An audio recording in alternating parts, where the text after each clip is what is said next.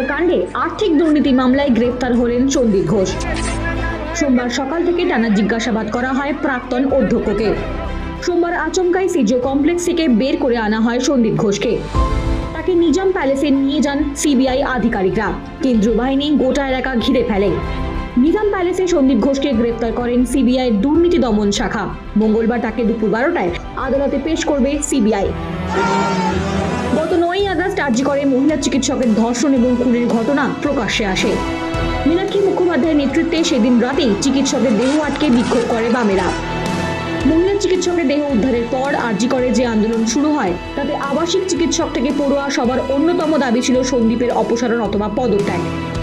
আন্দোলনের চাপে পড়ে পদত্যাগ করেন সন্দীপ ঘোষ, কিন্তু পদত্যাগের কয়েক ঘন্টার মধ্যেই তাকে অন্য একটি হাসপাতালের অধ্যক্ষ পদে নিয়োগ করে রাজ্যের স্বাস্থ্য দপ্তর। সেখান থেকেও অপসারণের দাবিতে আন্দোলন শুরু হয়। এরই মাঝে সুপ্রিম কোর্ট শতপ্রণোদিত মামলা করে এই ঘটনা তদন্তভার দেয় সিবিআইকে। এদিকে সন্দীপ ঘোষের বিরুদ্ধে আর্থিক দুর্নীতির মামলা করেন তারই প্রাক্তন সহকর্মী আখতার আলী। আরজি করের ঘটনায় উত্তাল হয়ে ওঠে রাজ্য রাজনীতি। কর্মবিরতি শুরু করেন জুনিয়র চিকিৎসকরা।